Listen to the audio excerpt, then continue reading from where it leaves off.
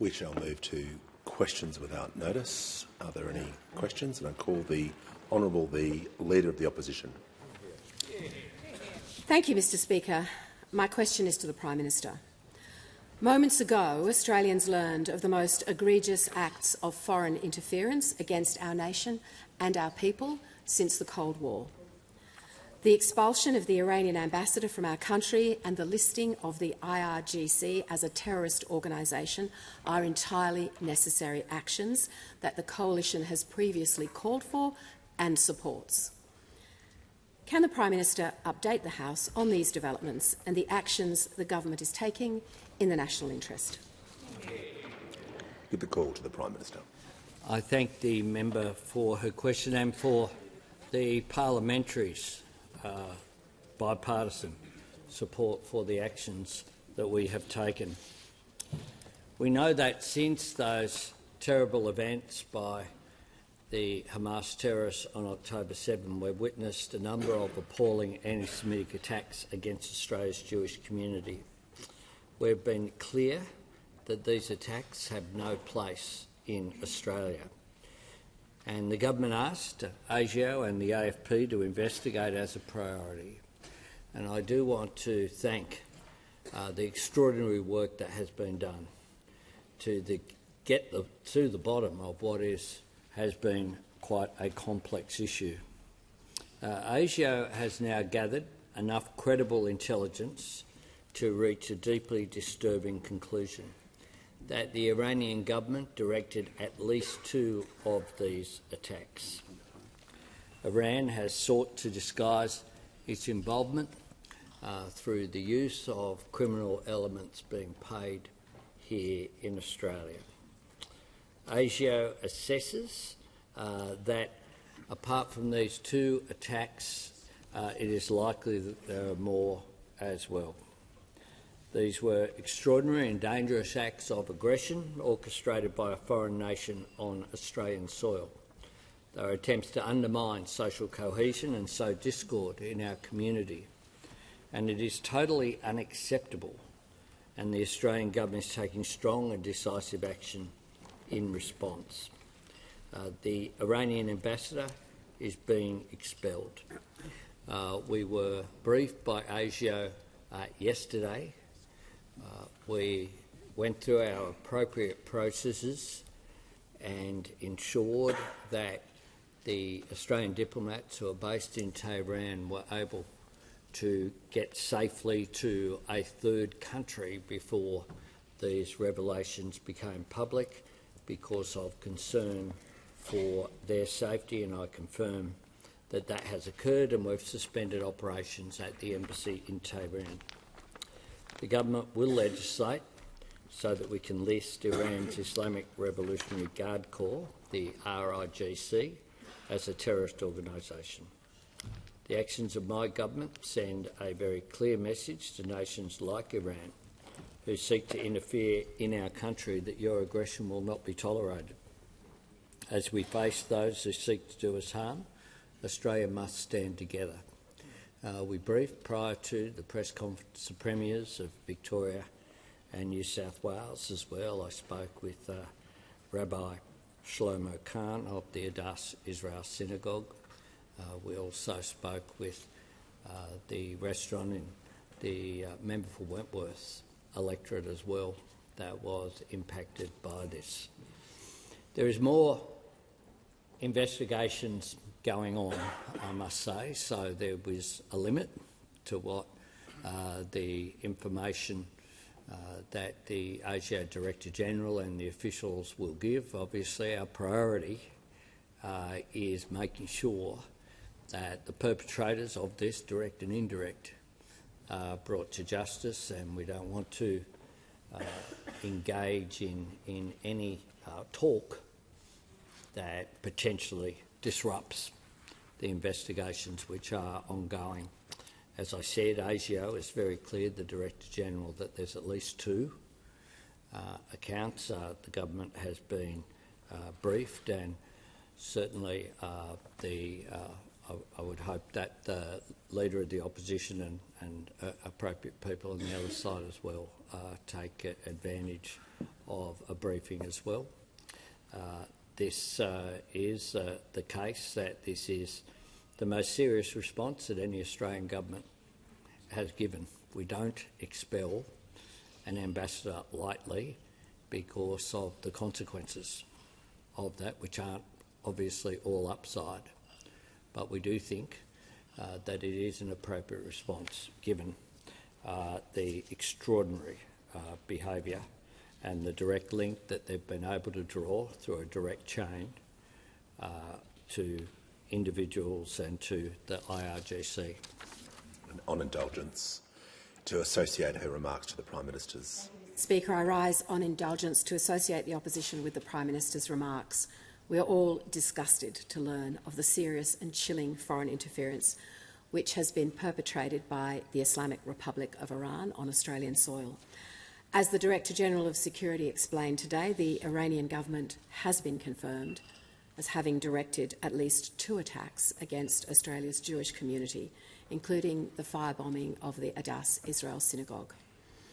To Australia's Jewish community, our message has been abundantly clear throughout this period of heightened anti-Semitism. All Australians have a right to practice their faith, free from persecution, free from violence and free from fear.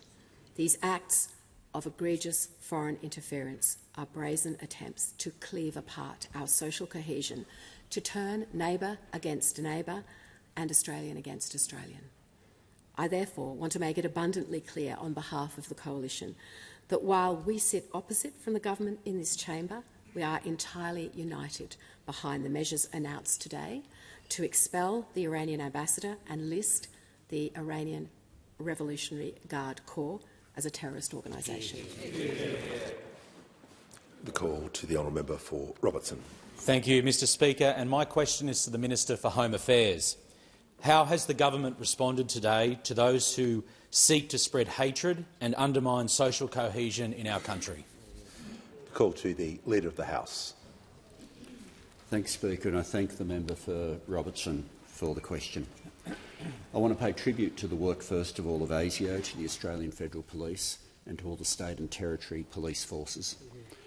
In particular, all members of Parliament are thinking of the Victorian State Police Force today as well. I know the significant amount of work and there's analytical rigour that goes into ASIO assessments. They do not reach these conclusions lightly. This is an unprecedented attack on our society. It is aimed at creating fear, at stoking internal divisions and eroding our social cohesion. And while after the attacks it was described in the media that no one was injured, that's true. But people were harmed. The people who are part of that community at the Adass Israel Synagogue were harmed. The owners of the Lewis Continental Kitchen and all their customers were harmed. The local communities around were harmed, the Jewish community was harmed, and we as a nation were harmed. There is anti-Semitism in Australia. It is real, it is ugly, it is debilitating. And while this particular attack commenced with anti-Semitism originating in Iran, nothing changes the fact that these were anti-Semitic attacks, and the impact was identical. The impact on our communities, the impact on our nation. For some anti-Semitic elements in Australia, as a result of these attacks, they felt emboldened. But any anti-Semitic attack, in fact any attack that relies on any form of dehumanising bigotry, is an attack on Australia. This extraordinary attack which occurred on our soil means we have to adapt our response to a changing threat. That's why, as the Prime Minister said earlier, the government intends on changing the criminal code so that we can list the Iranian Revolutionary Guard Corps. This sends the strongest possible signal that this conduct has reached a new and totally unacceptable low. The existing criminal code clauses, which were designed decades ago, were intended to deal with different threats to what we are now facing. The anti-Semitism which drove this attack, as I said, began in Iran, not Australia. But importantly, we must not allow the blame to fall on Australians of Iranian descent. That's exactly the kind of disunity and division that these attacks were designed to create. Instead, Australia stands together. These attempts at division will fail. They already have. We stand together as a nation in unity and strength. I call the Leader of the Opposition.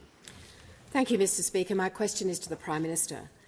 During the government's three-day talkfest, the introduction of a new housing tax, new death tax, new wealth tax, new tradie tax and new levies on Australian businesses were floated. Is the Prime Minister aware of any work the Treasurer has commissioned on these proposals? There's far too much interjections. Minister for Agriculture and others, there will be absolutely no interjections when people are asking questions. Prime Minister has the call.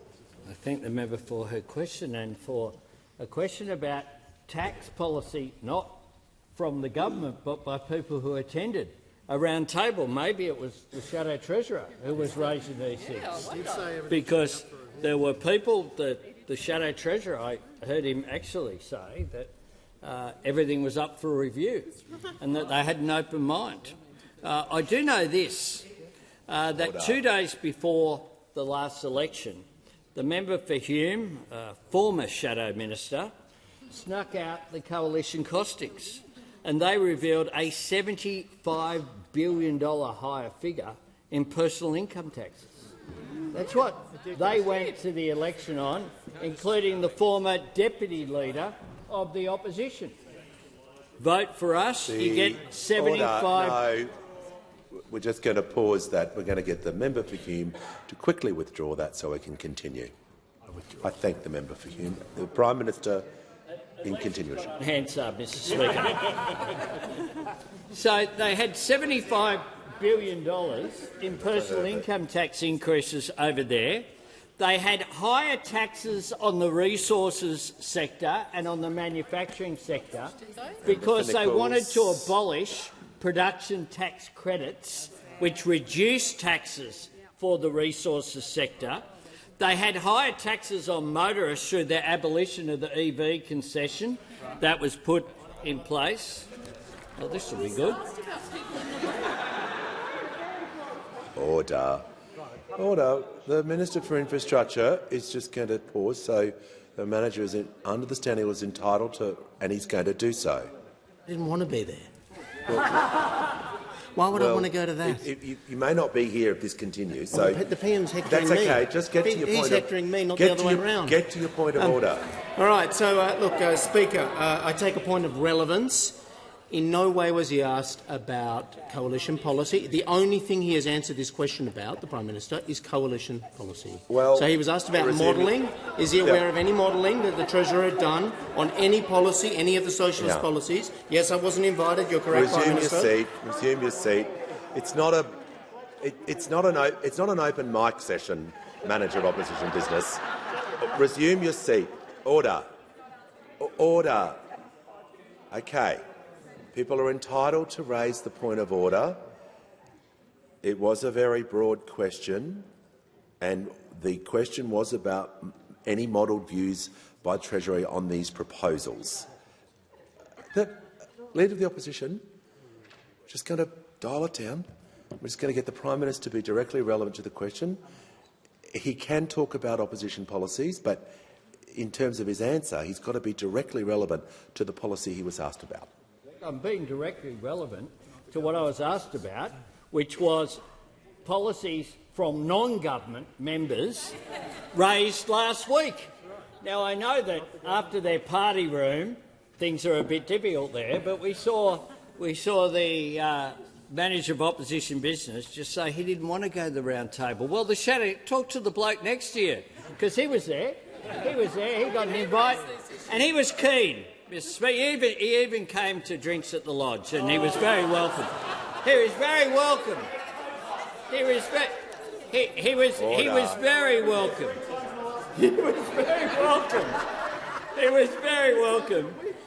And they also had, of course, a policy that they're trying to implement tonight. the higher taxes on the housing construction industry by abolishing build-to-rent. We want to assist the building of more homes. They want to abolish those concessions. They also, of course, went through with higher student debts for more than 3 million Australians, not proceeding with the 20% cut, bigger mortgages for tens of thousands of Australians because they said that abolish Help to Buy, higher power bills with the abolition of the cheaper home battery scheme, and more expensive training courses with the abolition of free TAFE. Those opposite actually went to an election arguing for higher taxes and bigger deficits. The Prime That is Minister's some time achievement. has concluded. The call to the honourable member for Blair. Speaker, my question is to the Minister for Housing, Homelessness and Cities. How is the Albanese Labor government making it easier for Australians to get into home ownership, and what are the obstacles? Call to the Minister for Housing, the Minister for Homelessness and the Minister for Cities. Wonderful. Thanks, Speaker. And I want to thank the member for Blair for his question. He is such a big supporter of giving his community better opportunities for home ownership. And he tops the league table, Speaker. Since our government was elected, 3,416 people in his local community have got into home ownership with the backing of the Albanese government. And I know that the member cannot wait to get back to his beautiful part of our country to tell potential first home buyers that even more support is on the way from the Albanese government. Now, Speaker, housing is very tough in Australia today, and that's why our government has built a $43 billion agenda with policies that are making a real difference to the lives of Australians. Just since we were elected, 180,000 people around our country have bought their first home with our 5% deposit program. More than 1 million households, Speaker, have gotten a 45% increase to Commonwealth rent assistance. 500,000 homes have been built, new housing approvals are up 30%, and we've got 28,000 social and affordable homes in planning or construction today. Now, Mr Speaker, we know that the key to addressing Australia's housing crisis is to build, build, build. We've got to build more homes more quickly, and that's why the majority of that $43 billion package is aimed at improving supply. Alongside those measures, our party has a strong view that we should be doing more to help first home buyers to get into the market now. Yesterday, our Prime Minister announced that from the 1st of October, every single first home buyer around the country can get into the housing market with just a 5% deposit. Now, Speaker, I know it's not just me. All of us speak to younger people in our community and hear about the fact that that 20% deposit is the main barrier for the next generation getting access to home ownership. The expansion of this 5% deposit scheme will change lives. Speaker, this will mean tens of thousands of additional Australians who will get the security, the stability and the joy that owning your own home brings. The PM and I both talked yesterday about our fantastic visit to Abbey and Lockie and Chile, and they spoke to us about this experience they have of spending their 20s paying off their own mortgage, not someone else's. Well, we're fighting to give more Australians that opportunity. And, Speaker, they're just one of so many families that I meet whose lives have been changed by our policies. We want to expand the opportunity for home ownership to more young Australians. We can do it, Speaker, and Labor believes that we should. Now, Speaker, we know that housing is a real challenge for people right around the country. That's why you're seeing our government step up and tackle this crisis from every single angle. We are building more homes, we're helping renters get a better deal, and we are bloody proud to be helping more Australians realise their dream of home ownership. Just remind the Minister not to use that language during her answers. Before I call the member, I have a number of acknowledgements I'll do together now for the House. I'm pleased to inform the House that present in the gallery today is a delegation from the Republic of Fiji led by the Deputy Prime Minister, the Honourable Binman Prasad, and they are joined by His Excellency Mr Ajay Bameret, the High Commissioner of the Republic of Fiji, Bulavanaka. I'm pleased to also inform the House that we are joined by the Most Honourable the Marquess of Salisbury, former Leader of the Opposition in the House of Lords and Parliamentary Under-Secretary of State for Defence, and also members of the Australian Union of Jewish Students are in the gallery today. and Ms Selina Ubo, the Leader of the Opposition in the Northern Territory Legislative Assembly, and Anthony Marsh, the Mayor of Mornington Peninsula Shire, Mark Stormer, the CEO of the Mornington Peninsula Shire, and Josh Sinclair, CEO of the Committee for Frankston, the Mornington Peninsula, as guests of the member for Flinders. And give the call to the member for Mayo. Thank you, Mr Speaker. My question is to the Minister for Aged Care and Seniors. On 31st March, 87,597 older Australians were assessed and waiting for home care at their approved level. As of today, that figure is estimated to be over 100,000. Older Australians are dying while waiting for aged care. What justification does the government have for delaying the promised additional home care packages from July to November this year? The call to the Minister for Aged Care and the Minister for Seniors. Thank you, Mr Speaker, and I thank the member for her question. And I acknowledge her legitimate interest and commitment to ensuring that all older people across her community can access safe, dignified and high-quality aged care. In the last term of Parliament, my predecessor, the now Minister for Communications, worked across the Parliament to pass the new Aged Care Act with bipartisan support from the opposition and constructive contribution from the crossbench. And we're preparing to implement that new Act on the 1st of November, along with the Support at Home program, which is the updated program replacing the current home care packages program. These are once-in-a-generation reforms, and they will deliver world-class aged care services to the older people who worked so hard to build our country and to whom we owe the very best care. Support at Home will deliver a system that helps older people to stay at home for longer by making a higher level of care available in the home. This is an entirely reformed program. It is not an extension of the current program. It is an adapted model of care in the home. As our population ages, we've seen demand for in-home care grow very, very fast. There are now more than 300,000 people accessing home care packages today, compared to just 150,000 people back in 2020. Mr Speaker, as I've said before, we are currently delivering more care to more people than ever before.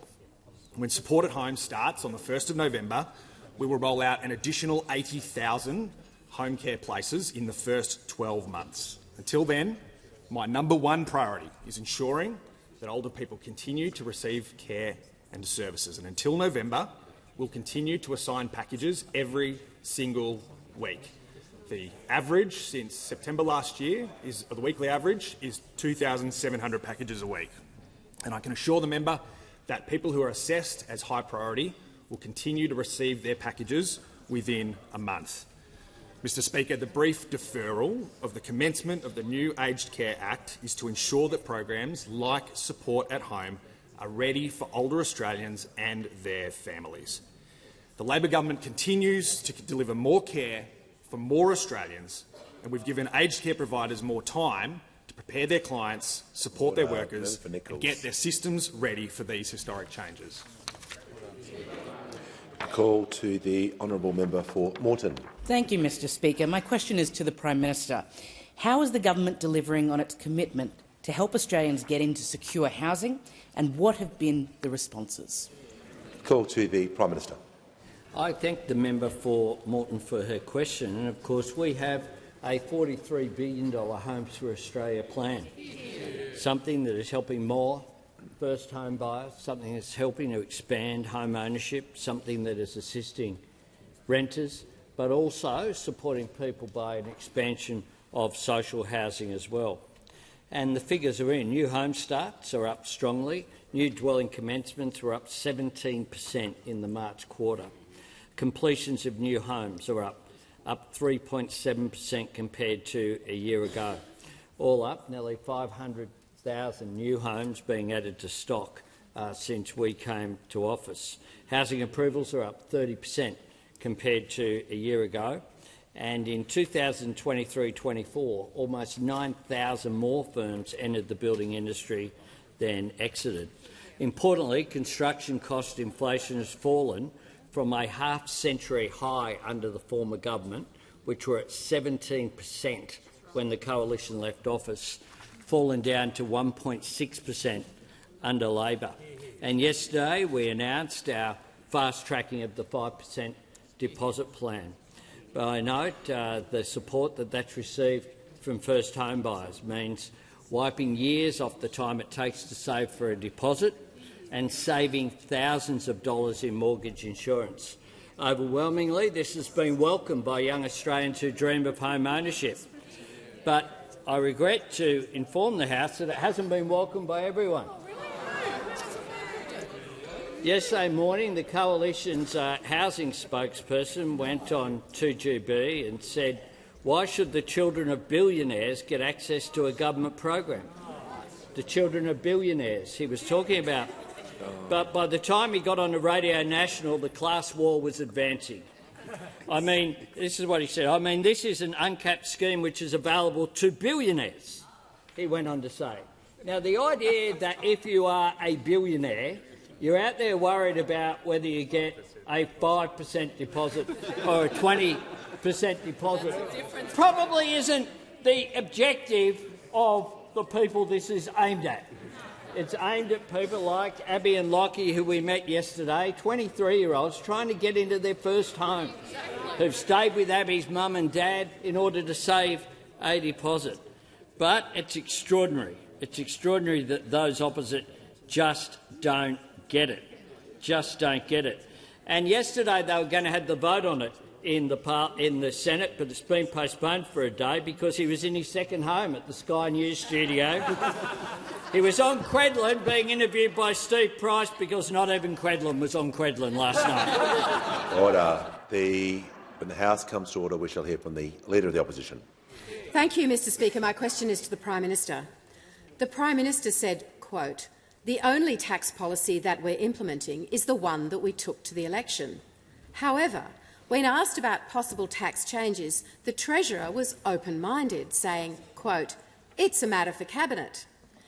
Can the Prime Minister confirm that, having successfully eliminated the members for Chifley and Isaacs from Cabinet, the Treasurer is now working on eliminating Australian savings with a fresh round of taxes?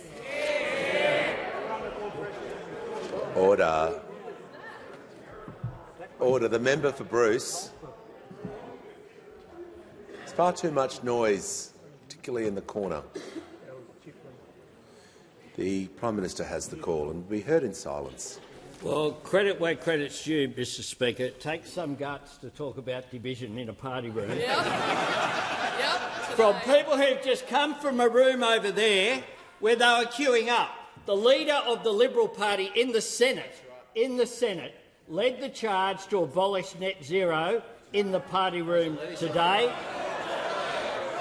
And they were queuing up, one after the other, They are all over the shop, Mr Speaker. Order. The member all for Forest. Over the shop. So we now have two former Deputy Prime Ministers getting together. I mean, one of the great romances we've ever seen in this place, Mr Speaker. The member for Riverina and the member for New England. Order. The member for Solomon.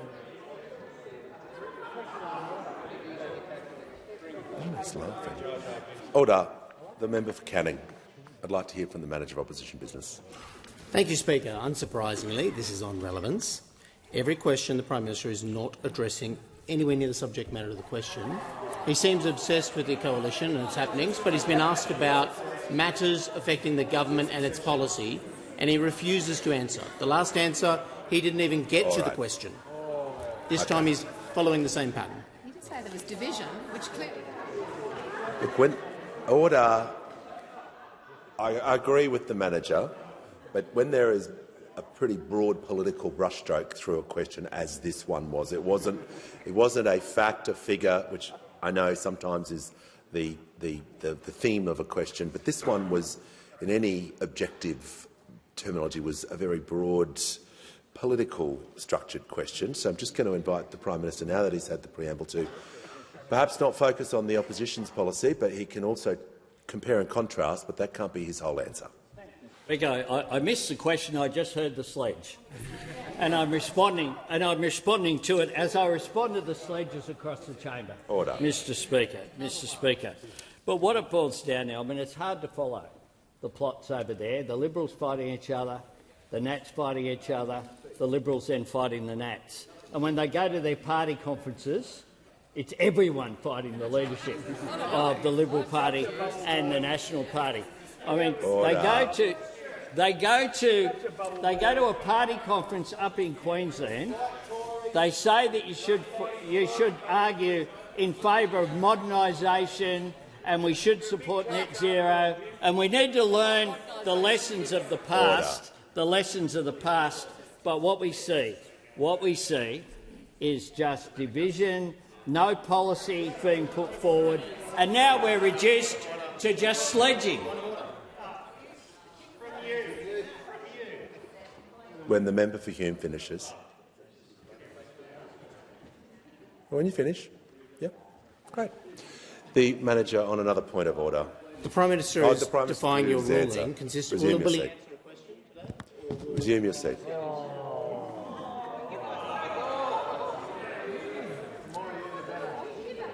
Order. When the House comes to order. Order. We're going to hear from the honourable member for Macquarie. Thank you, Speaker. My question's to the Treasurer. What progress has been made in the housing market, and what are the next steps informed by the Economic Reform Roundtable? And are there any other approaches the government's being asked to consider? Call to the Treasurer. Thanks, Mr. Speaker, and I thank the wonderful member for Macquarie for her important question. Housing is a big focus of this Labor government, and it was an area where much welcome and meaningful progress was made at the Economic Reform Roundtable last week. I pay tribute to the Housing Minister again for the work that went into that and the work that has followed that as well, because the housing challenge was ignored in a wasted decade of missed opportunities and messed up priorities under our predecessors, where they racked up mountains of debt and deficits and still made no meaningful investments in addressing this housing challenge. Now, we're working very hard to turn that around. We've seen some progress, and that's welcome, but we know that there is much more for us to do to hit our ambitious targets. But just today, Mr. Speaker, the Reserve Bank, in their meeting minutes from August, released the minutes that said this: dwelling investment was showing clear signs of strengthening, Mr. Speaker. And as the PM said a moment ago, there are a number of ways that we are seeing this progress. Building approvals are up almost 30% compared to a year ago. When we came to office, they were going backwards by 20%. Dwelling commencements are up 17.3% in annual terms. They were falling 28.5% when we came to office, the biggest fall in 2 decades under those opposite. Dwelling investment now growing at 5.6%. It was going backwards 5.1% when we came to office. Importantly, the key driver was investment in new builds, which rose 6.3% compared to falling 8.4% when we came to office. Cost growth in construction has also moderated substantially. That part of the CPI grew 0.4% through the year. It was growing 19.4% when we came to office. And so we're investing more in this challenge than any government in the nation's history. We've added to that plan in the past couple of days. We are blitzing the approvals backlog. We are building more homes. We are pausing and streamlining the National Construction Code. We are fast-tracking assessment of more than 26,000 homes. And today we've announced that we are also accelerating our reforms of national environment laws, Mr. Speaker. We will introduce legislation here before the end of the year to deliver this. So the Reform Roundtable has provided important consensus and important momentum around these next steps: blitzing the backlog, pausing the code, streamlining environmental assessments will all help to clean up the mess that was left to us by those opposite when it came to housing. They had a wasted decade in housing of missed opportunity and warped priorities. We are turning that around. We're seeing some progress. We know we've got more to do. Call to the member for Page. Thank you, Speaker. Speaker, my question is to the Assistant Treasurer. Minister, family trusts are a vital tool for farming families to manage their businesses. Will the government rule out tax changes to family trusts? Give a call to the Assistant Treasurer and the Minister for Financial Services. What I'll say to those opposite is that this government held an important forum for people from right around this country to put their ideas towards the government so that we can look at productivity, resilience and sustainability going forward. What we can also say is that this government is focused on delivering our election commitments. Our election commitments include sustaining tax cuts for every single Australian taxpayer. And what I can say is that those opposite went to the last election saying they would vote down those tax cuts. There is a direct contrast when it comes to tax between those opposite and what we're putting forward. What we've said is that we have not changed any of our positions on tax. We have clear tax policies that we took to the last election, which included that one, which included a 20% reduction in HECS, which was our very first bill that we brought to this parliament and which was the first bill that we passed through this parliament in both this chamber and the Senate. That was a critical part of our tax strategy. And we will be bringing forward another important tax policy when it comes to payday super. The minister's concluded. Okay. Order. Order. When the House comes to order, we'll hear from the honourable member for Leichhardt. Thank you, Speaker. My question is to the Minister for Infrastructure, Transport, Regional Development and Local Government. How is the Albanese Labor government supporting access to housing in regional Australia and cleaning up the housing mess the government inherited? Call to the Minister for Infrastructure, Transport, Regional Development and Local Government. Thanks very much, and can I thank the member for Leichhardt for the question. He's just an extraordinary advocate. The Minister will pause. The Minister's been speaking for 7 seconds, and the member for Fisher thinks it's appropriate just to be yelling across the chamber at her. So, no more from the member for Fisher, and he's going to show her respect while the minister is addressing the House. She has the call. Thank you, and I'm sure the member Fisher would agree just what a fabulous member the member for Leichhardt is in representing regional Australia and particularly the fantastic parts of regional Queensland. Well, of course, when it comes to housing, for too long, regional Australians were doing it tough. Under those opposite, housing affordability and availability in the regions was frankly left to slide. Families were priced out, renters had no security, and essential workers couldn't live in the towns or couldn't afford to live in the towns where they needed to work. Now, this government knows that our regions deserve much better than this, and we are taking real practical action to support access to housing in regional Australia. Of course, the announcement we made yesterday, from the 1st of October 2025, more regional Australians will be able to access Labor's 5% home deposits. All first home buyers in regional Australia will be eligible to qualify.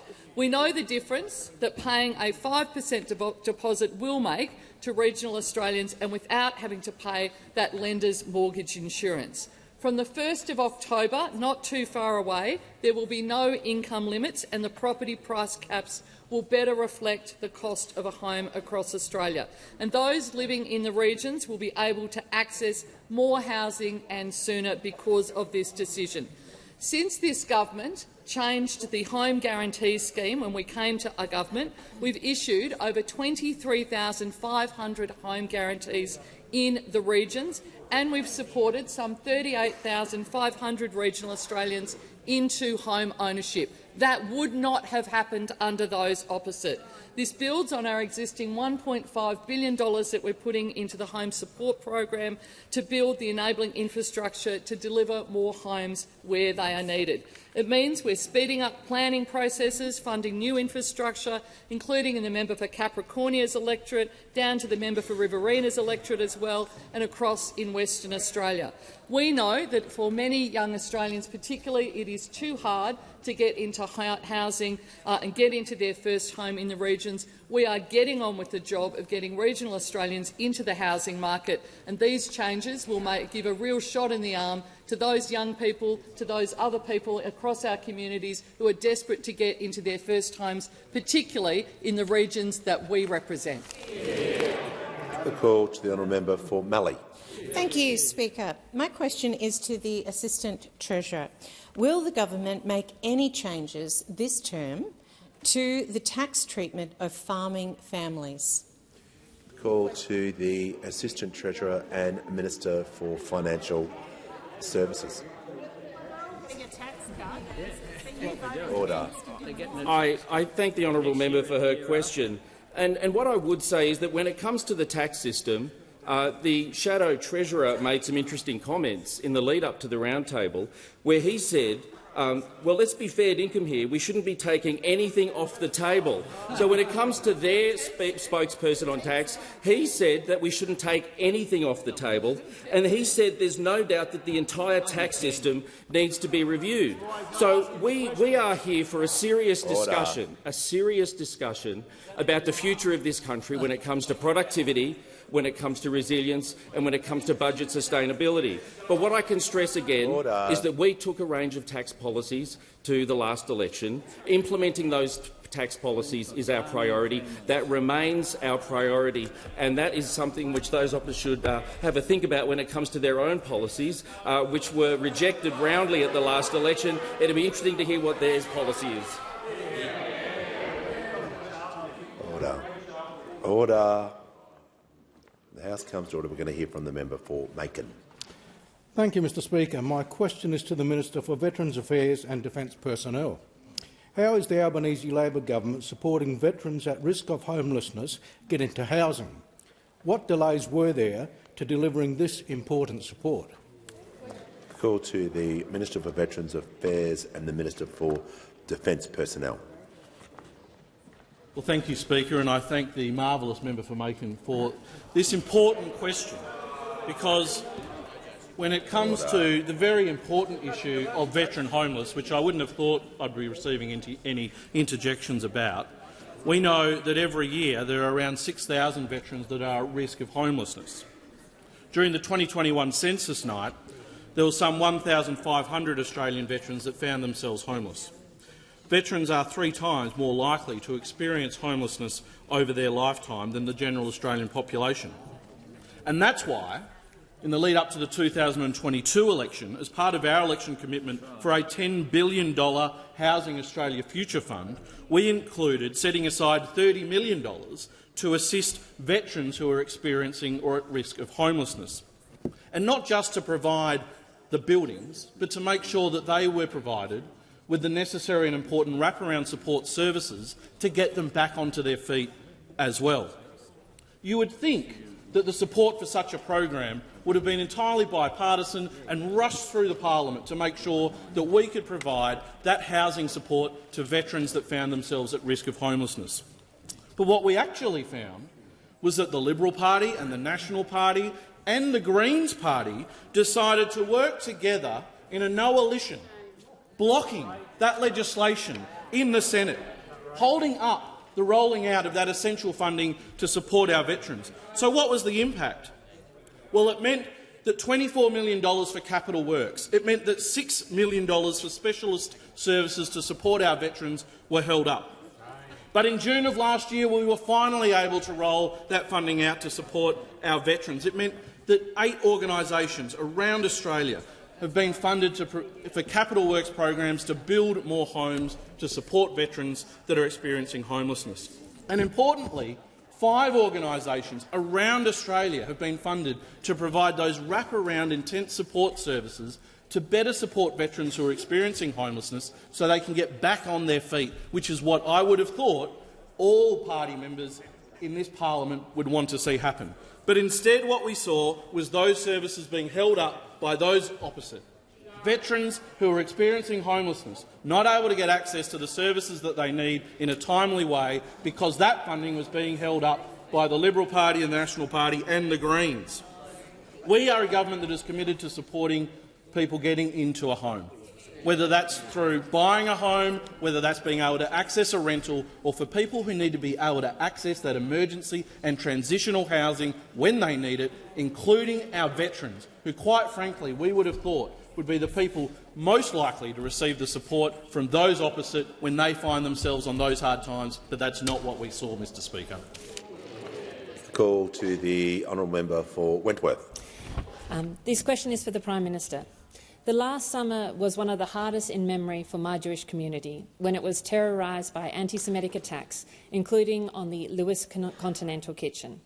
Today we learned that the Iranian government was behind the Lewis Kitchen attack, the Atta synagogue attack and potentially more. The security concerns of my community are real and justified. Will the government work with the community to keep them safe? Call to the Prime Minister. I thank the member for Wentworth for her question and for her constructive engagement on behalf of her community about these issues. And I think all Australians have been concerned about the rise in anti-Semitism and the rise of social division that has occurred. And I have visited the synagogue in Bondi Junction there and spoken directly with the community. I have visited the Jewish Museum in the members' electorate, where we announced additional funding for an expansion, and indeed met some wonderful survivors of the Holocaust who went through their personal experiences as well. The information that ASIO has determined is quite shocking. This is a serious attack perpetrated, essentially, on behalf of a foreign government on Australian soil. And the fact that the intelligence agencies, as well as the Australian Federal Police, have undertaken this work, they've worked very closely with the Jewish community and with other communities as well. We informed the Jewish community leaders prior to the 1 o'clock press conference that was held this afternoon as well, so that they could watch what the Director-General of ASIO, in particular Mr Burgess, had to say, because that was so important.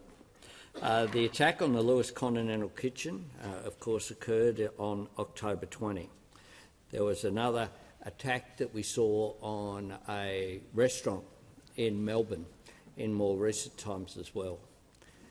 People can have different views about the Middle East, and it's absolutely legitimate for people to put forward those views.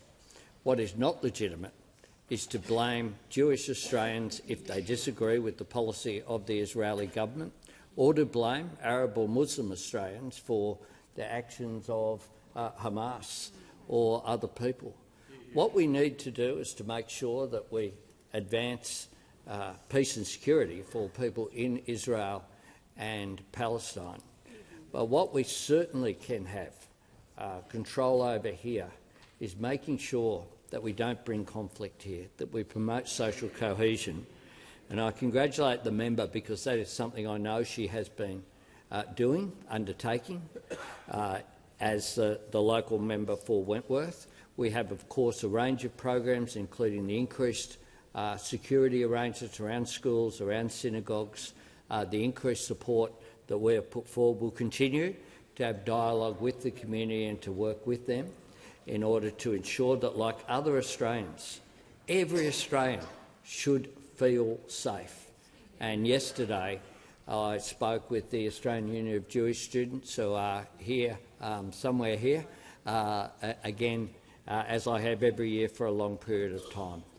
They tell stories about harassment on campuses, just like students in your area have been impacted because they're easily identifiable because of their school uniform. That's not the Australian way.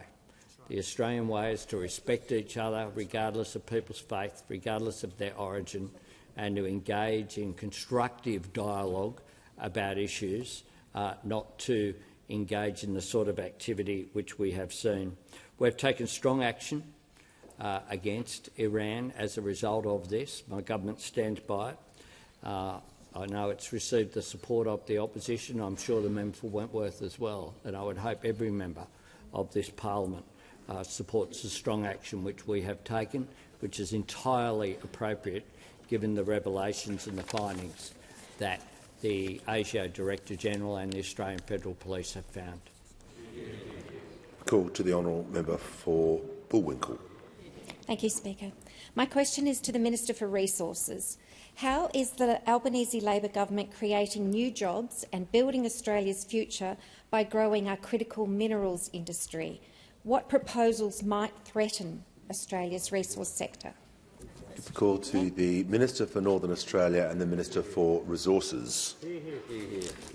Thank you, Mr Speaker, and I thank the member for Bullwinkle for her terrific question. Australia has all the critical minerals the world needs to reach net zero and all the rare earths we need for our national security. The Albanese Labor government is committed to creating new jobs by boosting this all-important critical minerals industry. We want to mine, process, concentrate and refine more critical minerals and rare earths here in Australia, and we're making that happen every single day in this place and around the country. We've introduced $17 billion of production tax credits for critical minerals to process more here and create thousands of jobs in the process. Well, one of the proposals that might threaten that, of course, was the opposition's continuing opposition to that production tax credit. We've invested $3.4 billion in resourcing Australia's prosperity so that Geoscience Australia can keep accumulating that all-important pre-competitive data for industry. Combine that with contributions from the Critical Minerals Facility, Export Finance Australia and the National Reconstruction Fund, and that all adds up to a $28 billion investment in the future of Australian resources sector, which will create new jobs and new opportunities. Mr Speaker, no government has done more for the resources industry than the Albanese Labor government. If I can turn to the NAIF for a moment, the Northern Australia Infrastructure Facility has invested $735 million in critical minerals projects right across Northern Australia. Alpha HPA's high-purity alumina project in Gladstone, Arafura's project in Alice Springs in the NT, Element 25's Butcherbird manganese project in the Pilbara, the Thunderbird mineral sands project in the Kimberley, Pilbara Minerals lithium project in Port Hedland. Order. All of these projects will add up to jobs in the north. The NAIF has also supported great projects like BCI Minerals Mardi Salt Project and the Perdaman Urea Project in the Pilbara, which will produce fertiliser for our farmers. Now, Mr Speaker, I'm asked about proposals that might threaten the resources sector and therefore the critical minerals industry. And, you know, I've got one. I've got one proposal that I've heard of, and that was made in April this year, and that was about making gas a critical mineral. Yes, Mr Speaker, that's what these opposite proposed way back in April. They wanted to make gas a critical mineral. Of course, it can't be because it's not a mineral. But those opposite, they might have thought that everyone forgot about that little thought bubble. Well, absolutely, we did not. But I tell you what, no one has forgotten about. No one has forgotten about how they opposed the production tax credits, which is the single biggest investment in the critical minerals and rare earths industry in this country, which will drive our national security, which will drive our energy independence, which will drive our resources independence, and those opposite opposed it all the way. The minister's time has concluded. The call to the member for Forrest. Thanks, Mr Speaker, and my question is to the Minister for Housing. With the government failing to deliver on its commitment to build 1.2 million new homes, new taxes on the family home were raised at the government's three-day talkfest. So will the minister rule out slugging Australians with new taxes on their spare bedrooms? The call to the Minister for Housing, the Minister for Homelessness and the Minister for Cities. Speaker, I don't know what bizarre fantasy land those opposite have been living in. What on earth are they talking about? Now, I've heard that these questions are getting asked over in the other place today, and I thought, God, the housing minister, the shadow housing minister, hasn't had his Weet-Bix for breakfast this morning. I mean, I don't know what he's going on about. But the fact that we've got people in the House of Representatives asking ridiculous questions like this, like get a clue, guys. Get a clue, guys. Yes, let me talk to you about our government's tax policy, Speaker, because they're absolutely clear, Speaker. No, the minister will pause. The member for Forrest, it's not going to happen that way. You've asked the question. It's not just then a free-for-all after that. So you're just going to show respect to the minister while she's on her feet. Order, just as you were shown respect when you asked the question. Order. The manager of opposition business is also not helping this situation. Well, just cool it. The minister in continuation. Speaker, our tax policies are absolutely clear. We stand for lower taxes that we've delivered to the Australian people, and lower taxes that were opposed by those opposite, Speaker. Now, not only did they go to an election saying that they did not want lower taxes for every Australian taxpayer, but they said that they would come into the parliament and legislate for higher taxes for every Australian taxpayer. Now, let me come to the matter of housing taxation, Speaker. No, the minister is addressing your question. Resume your seat. Yeah. So let me come to the question of housing taxation, Speaker. What a day to ask a question about housing taxation when our party has lowered taxes on new build-to-rent locations, and you are in the Senate today trying to raise taxes on new housing in our country. Now, Speaker, I wish I could say that I was surprised by the unbelievable incompetence. I do not know what the opposition are doing on housing this term and any other. But what I would remind the House Speaker is that the very last people that Australians should listen to when it comes to housing policy are those who sit opposite, Speaker. Remember that for almost a decade they sat on these Treasury benches and did nothing about a housing crisis which was building before their very eyes. They then spent 3 years, Speaker, being housing hypocrites, complaining about things going wrong in housing and then coming into the parliament and voting against measures that would fix the problem. And here they are now asking ridiculous and nonsensical questions about policies that don't even exist. Get a clue, people. Give the call to the honourable member for Corangamite. Thank you, Speaker. My question is to the Minister for Social Services. How is the Albanese Labor government helping to ease cost of living pressures for Australians and tackle challenges in the social services portfolio? Call to the Minister for Social Services. Well, thank you so much, Mr Speaker, and I want to thank the member for Corangamite for her question and for the wonderful local member she is. Of course, we are proud on this side of the chamber of the economic management that's seen the creation of more than 1.1 million jobs. We're proud of the fact that for those on the minimum wage, they've seen that minimum wage increase by around $9,000 since we came to government. But we're also proud of the fact that when people can't work, we stand up for them and we help them out.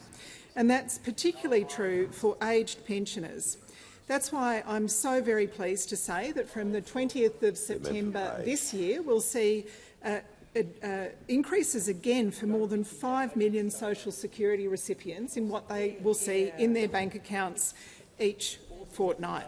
That includes 2.5 million aged pensioners. So those people who are on the full rate of the age pension will be about $30 a fortnight better off because of those increases coming on the 20th of September. And that means that someone on the full rate of the age pension is about $5,000 a year better off since we came to government. It's also true of people on JobSeeker, about $4,000 a year better off since we came to government. Rent assistance, as the Housing Minister continues to remind us, has also increased by about 45%. So if you're a single-rate age pensioner paying $550 a week rent, you're about $1,800 a year better off because of the increase to Commonwealth rent assistance on its own. And that comes on top of all of the other cost of living measures, the cheaper childcare, cheaper medicines, energy bill relief, cuts to student debt, free TAFE and, of course, the $43 billion Homes for Australia plan. On the 20th of September, we'll also see another change for social security recipients, and that's a change to our approach on deeming. Some social security recipients with financial assets will see a change to their payments as a result of the unfreezing of deeming rates. Now, During COVID, we on this side supported the Morrison government to freeze deeming rates. They were frozen by the Morrison government for 2 years, and on coming to government, we added another 3 years to that freeze of deeming rates. But as other COVID measures have come to an end, so it is time to gradually unfreeze deeming rates as well. That freeze has saved people affected by deeming about $1.8 billion over the period. But as people do a few hours of paid work, it's not fair for them to be punished in comparison to people who receive income from their investments. Order. So we'll be unfreezing those deeming has concluded. The call to the honourable member for Warringah. To the Environment Minister. Australian plastic use has doubled since 2005, and Australians are one of the world's largest users of single-use plastic. Without intervention, this figure will continue to rise. With only 14% of this waste recycled, the majority of it is sent to landfill or ends up in our oceans, rivers and waterways. Plastic pollution harms the environment, human health. Exposure to chemicals impacts everyone. With the negotiations on the Global Plastic Treaty not finding consensus, will the government update our National Plastics Plan as recommended by the Drowning in Waste report? Give the call to the Leader of the House representing the Minister for the Environment. Thanks very much, and I thank the member for Warringah for the question.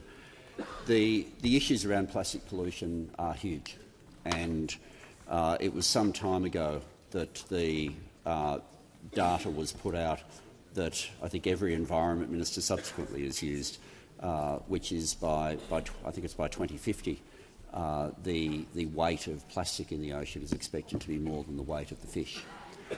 And so plastic pollution is something that is a global problem.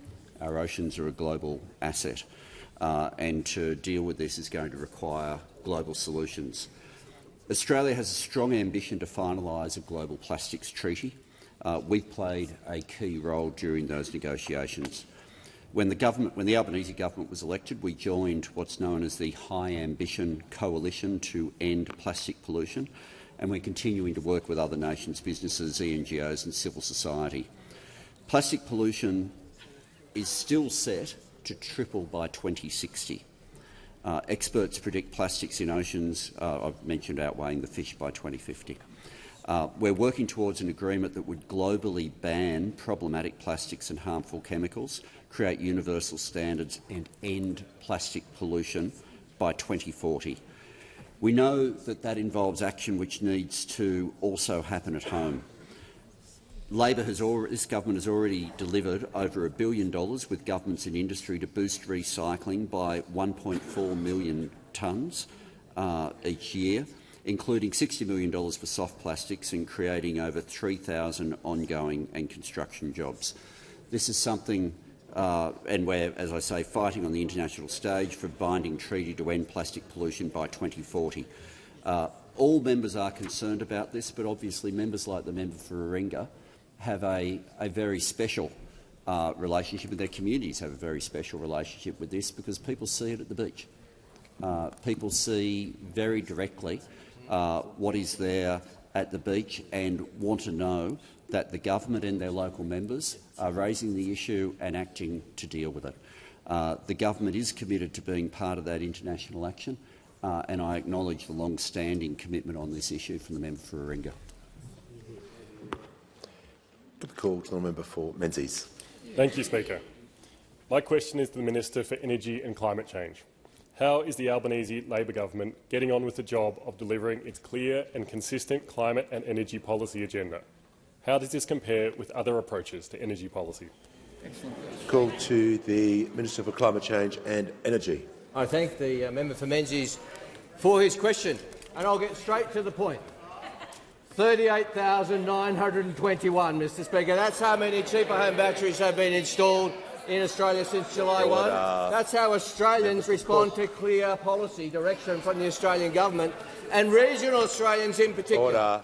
I told the House yesterday I think that the member for Gilmore has the biggest take-up in New South Wales, the member for Indi has the biggest take-up in Victoria, the member for Wright has the biggest take-up in Queensland.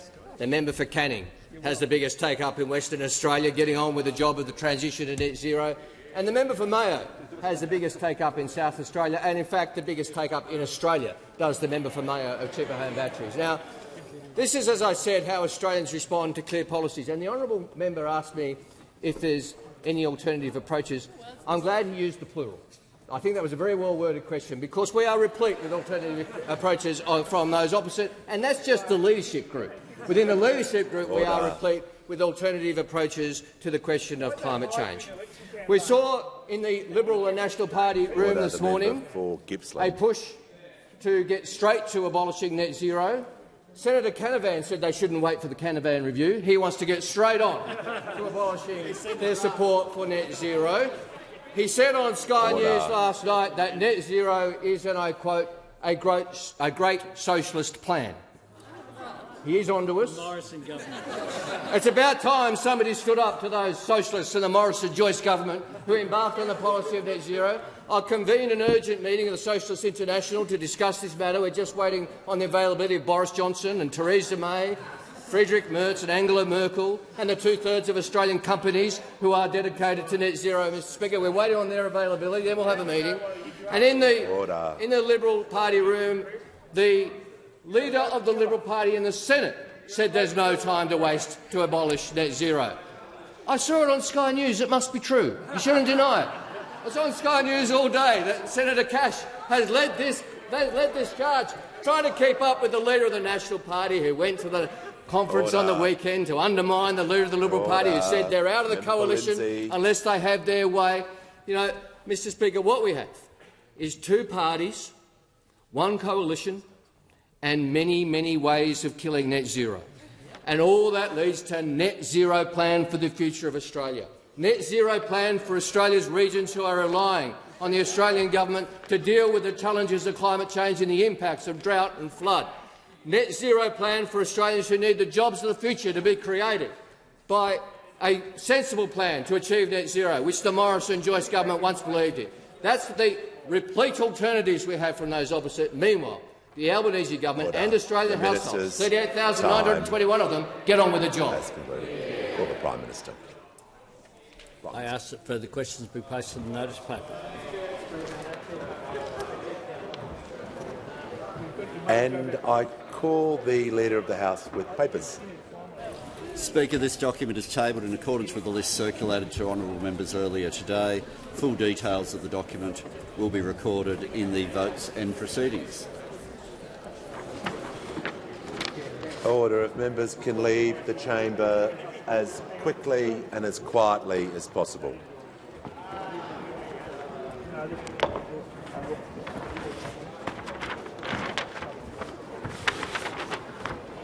Order. If members can leave the chamber as quickly, we shall move to the MP.